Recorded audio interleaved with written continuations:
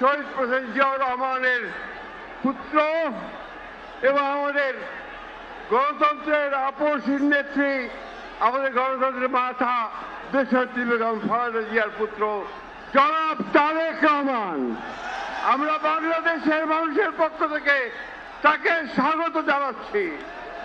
দীর্ঘ 17 বছর ফ্যাসিস্ট অত্যাচার, শক্তির অত্যাচার, নির্যাতনের বিরুদ্ধে আমাদের এই নেতা তারেক রহমান, তিনি দূর থেকে আমাদেরকে নেতৃত্ব দিয়েছেন, আমাদের গণতন্ত্রের লড়াইকে সামনের দিকে এগিয়ে নিয়ে গেছেন এবং আমরা অবশেষে 24-এর 5ই আগস্ট ছাত্র জনতার গণঅভ্যুত্থানের মধ্য দিয়ে তারেক রহমানের নেতৃত্বে আমরা সেই ফ্যাসিস্টকে বিতাড়িত করতে সক্ষম হয়েছি।